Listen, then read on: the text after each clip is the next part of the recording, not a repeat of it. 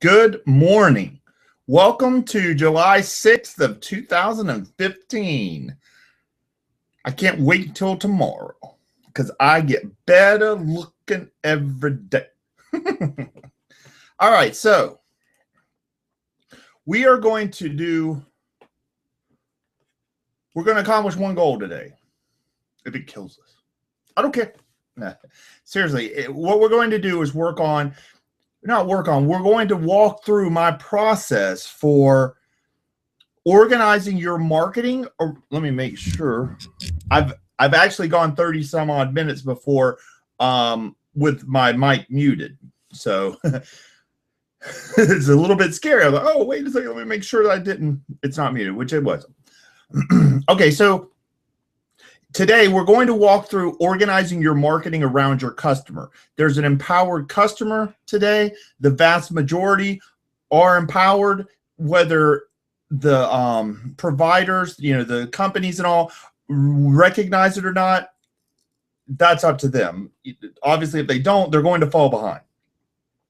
We do our own research. We listen to each other, explain how was the experience with this provider or this solution or whatever the case was.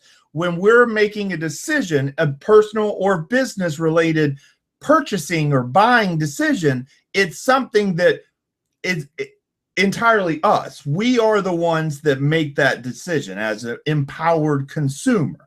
Now, way back in the day when Mad Men were big, obviously there wasn't as empowered of a consumer, so you were able to pour a ton of advertising dollars into TV and radio ads, etc., and you would get the majority of your market covered. And they set up products which were easily repeatable and mass produced, etc. And the more people that bought, the more they made, etc., etc. Okay, so I'm not going to bore you with all of that, although I did bore you for a couple of seconds with that part. Sorry about that. However, today it's different. So we're going to organize our marketing around our customer for both as the provider, and our customers' ease of use. So both our ease of use and our customers' ease of use. Now, I have to start off. Well, let me start off actually with the first step. The first step in any process like this that I have is you have to start with your goal. I know. You got to go. What about your customer? Oh, yes, that's the next step. Your customer is step 2. You are step 1. You have to have skin in the game. You have to have a reason that you are accomplishing this solution to your customer. I mean, why is this transaction? Why is it? What's in it for you?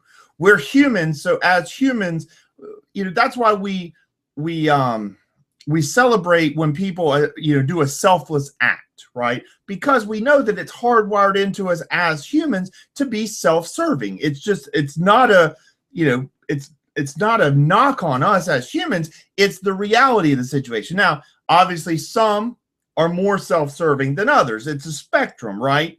So some are super self-serving and some are not as self-serving. That's why Mother Teresa is on one end, Donald Trump is probably on the other end, right? So the idea, though, is you have to have a reason that you're going to accomplish everything that comes in this process, right? So you have to identify a customer. You have to solve a problem that's important to them. You have to give them access. That's the value that you provide them, is because you give them access and you make it easy for them to garner this solution for themselves, right? To get away from the bad thing or to get closer to the good thing, right? Which is what your solution provides to your customer. But you don't start all that until you have a specific reason. One of the things that I really like is, I'm a big breakfast person. I'm from South Georgia, raised in Jacksonville, Florida, South Georgia, whatever. All my family's from South Georgia. I've been back here for 11, 12 years now, when I came to take care of my grandparents and all. And one of the things that, grandma always did that I loved was she made me bacon and eggs, right? When I was a kid, when I was back here caring for him, I mean, when she felt like it, that was just something that she liked to do. And it was something that for me, it taught me a lesson. And, obviously I'm a big fan of bacon and eggs and all, and, that's not what this is all about, but there is a lesson in that. Think about it this way. If you have bacon and eggs on your breakfast plate, you're sitting at your breakfast table, wherever that may be, however that may work out,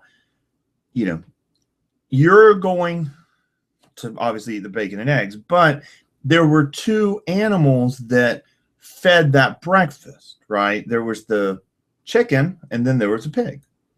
And which of the two is more committed? Well, obviously the chicken laid an egg, but they can continue to lay eggs. And it's not going to, they're not 100% invested. They're certainly not 100% invested like the pig is, because the pig had to give his life in order to give you the bacon there. You have to have a goal that you're looking to accomplish for your business. And, it's one goal. Don't try and do everything. Do one thing. So what I pretty much 95.8%, and that's a fake number I just made up, but the vast majority of my customers are getting help with revenue. It's recurring revenue is the goal that they've set for themselves, right? So setting that as your initial goal, then what? Let me go ahead and share my screen with you. I'm going to show you. This is a fresh mind map. Okay, so everybody starts out with their goal, right? Okay, so the second part is you have to have your customer. So for this, I like to put revenue, because end of the day, that's what marketing boils down to. It's your strategy for generating revenue, short and long term, for your business. And I like to focus on the long term because everybody else seems to want to focus on helping you with the short term. But it's at expense more often than not, it's at expense of your long-term plan or strategy. So this is a long-term viewpoint. We're approaching this on a long-term goal, a long-term relationship with this customer. Okay. So you have the goal, which is to generate revenue for your business, consistent revenue. Your customer, choose one person. This is you're not for everybody. You can't be. You'll hear smart people tell you that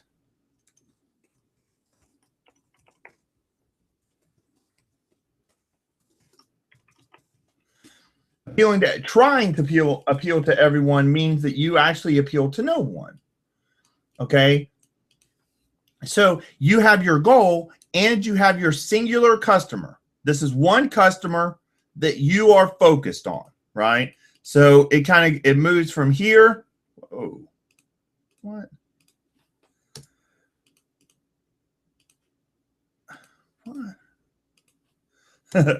For some reason, there we go. Okay, so you go from goal to customer. This is one person. This is an individual with hopes, fears, and emotions. And I know that's not, the most sanitary or, the simplest or most sanitized interaction, but it's important to understand that, especially when you're dealing with an empowered customer, they're coming as a human being. That's the big secret, if you will, that all of these, technical gurus and social media ninjas, etc., fail to illustrate or to share, basically, which is any interaction that you're doing is between two humans. There's two people on either side. It doesn't matter if you're interacting with your mom on Facebook. That's still, you are a human, your mom's a human. If you're dealing with your customer on Twitter and they're tweeting about a problem that they had, that is another human being behind the tweet. Yes, it's on Twitter. Yes, it's a 140-character tweet by whatever their handle may be on Twitter, but that's still a human that's operating it, right? It's still an interaction between two humans, which is very important for you to keep in mind, because a lot of people lose track of that. They start thinking about numbers. Everybody becomes a number. Everything is, encapsulated within a number. It doesn't work like that, especially when you're dealing with customers, especially when you're dealing with people one-to-one, because and one-to-one can be, them watching your video, them watching or listening to your audio, podcast, them reading your 500 or 1,000 or however many word article about a specific subject. At the end of the day, it doesn't matter. It's still an interaction between them as a human and you and your content. And that could include them standing in your office, looking you in the eye, asking you questions. It's the same dynamic. It's the same interaction. So the goal, the customer, this is a biggie. And this is the hardest one to find a lot of times, which is the problem. What is the problem that you help them solve, right? And this has to be, it has to be an important problem. It has to be something that they want rid of. They want to get rid of the disadvantage or the impact that is applied by this problem. Or they want to get closer to the good thing that comes from getting rid of this problem. At the end of the day, they are motivated. Your customer is motivated to address this problem. This is something that they worry about consistently. So from there, we're going to borrow a book from the Greg Ciotti playbook, which is called SAVE. So it's the word, it stands for solution,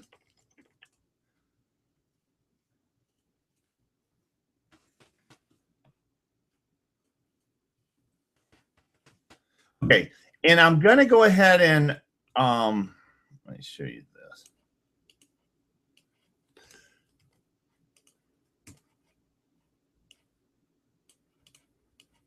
Okay, so what I'm doing is showing you, the difference between them. So the old 4 P's of marketing is on the left, and Greg Ciotti's new version is on, the old version is on the right. The new Greg Ciotti's new version is on the left.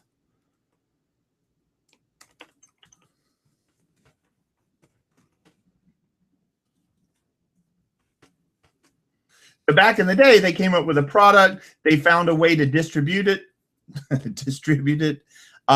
They had a place. They had a, it could be, and obviously this isn't, completely gone. Like, it's not like, no one uses it anymore. For instance, Doritos is a good one. I'm a Doritos fan, right?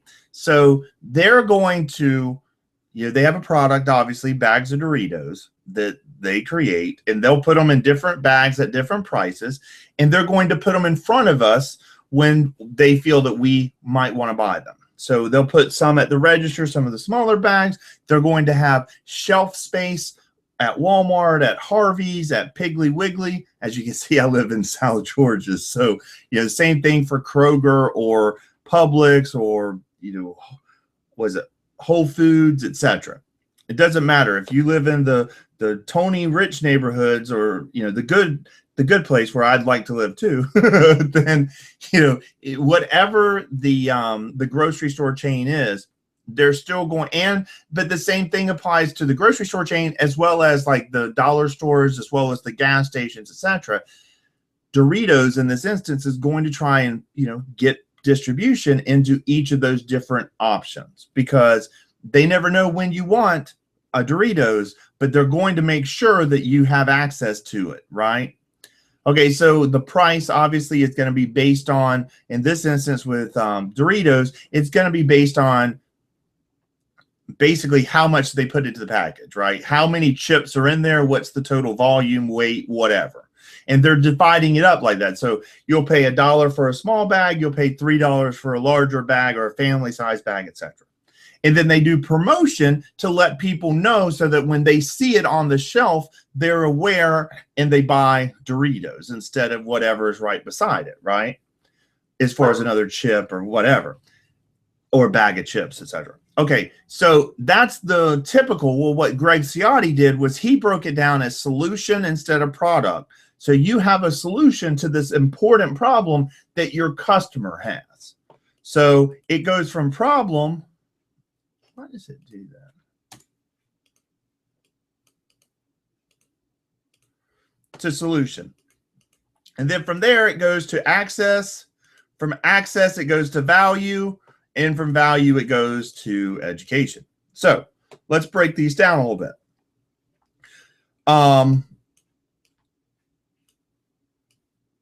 The solution. A good example of this is the Showrunner course I'll use them as an example. So Showrunner course, which is currently closed, but it's going to open back up. So hop on the wait list, and then when it opens up, they'll let you know. But the Showrunner course is a solution to a pretty big problem, which is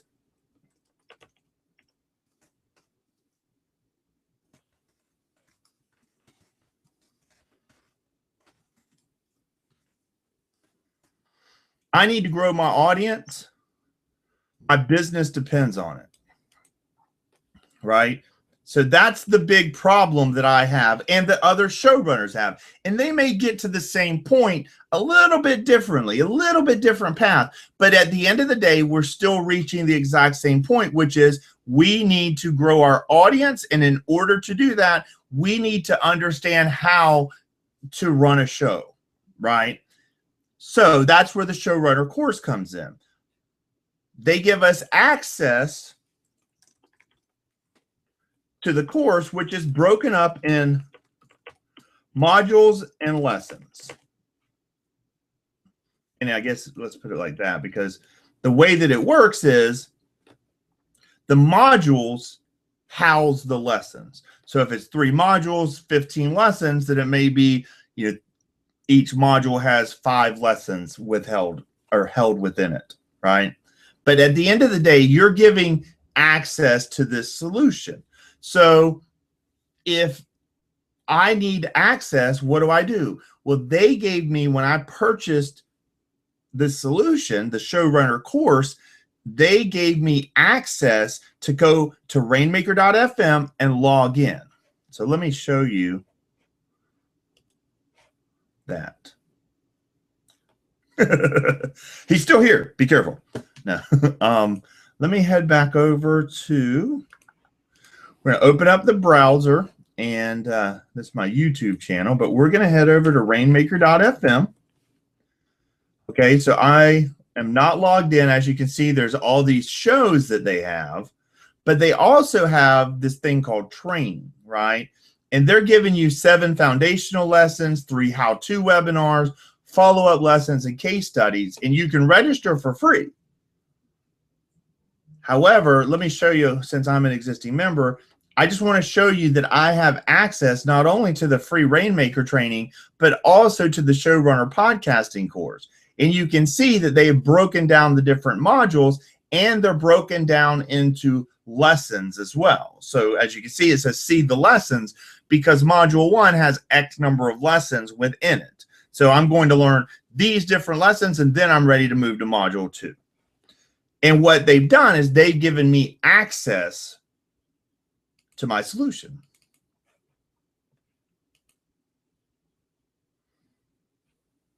So they gave me access, or I purchased access to my solution. And what's the value? Where does that come in, right?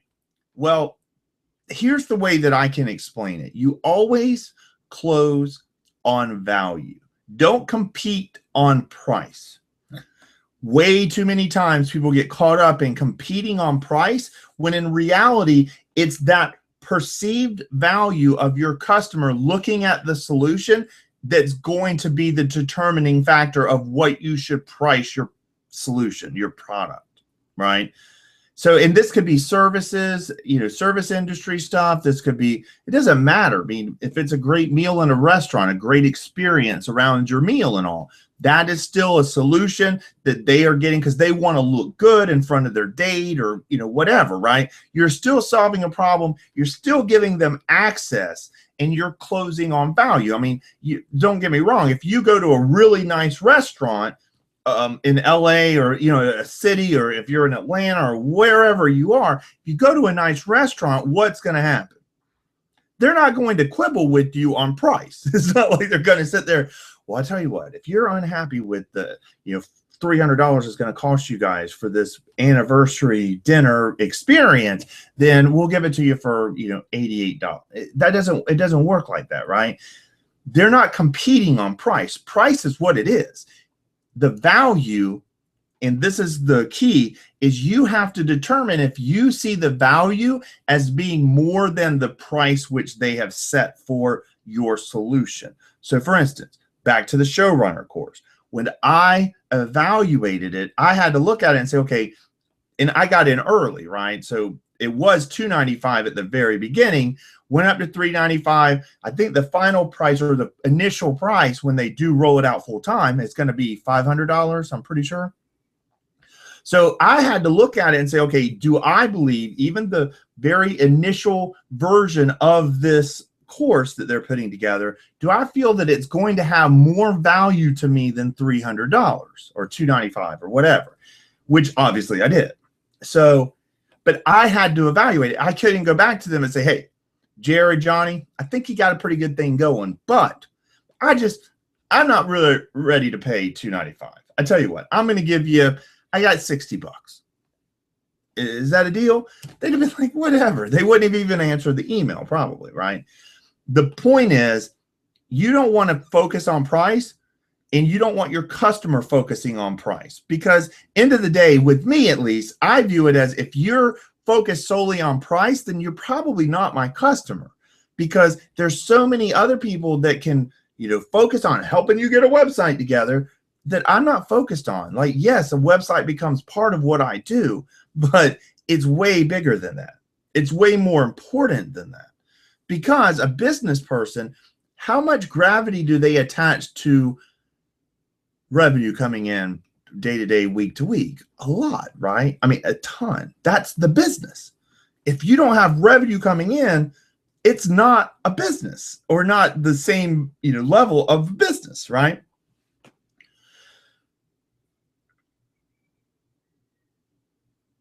However, that same person can look at a website, and if they draw a distinction between the website and revenue, which I've seen a lot of people do, that's part and parcel from each other. Those are completely separate. Well, no, they're not going to have the same value, attach the same value to that, building a website and getting a website built for their business, because they're not attaching gravity to it. It's not important to them, right? They're looking at it, if you're building more revenue, like if they're spending money on ads and that ad is bringing in customers who are buying and so forth, there's value there. They're going to attach additional value. They're going to spend more money there happily. However, in the instance where they're looking at the website as separate from all that, and this is just kind of like another informational, what are they called? Not portfolio. Well, I guess portfolio would work, but a brochure, it's just another brochure website. Well, yeah, it's a brochure. It does nothing.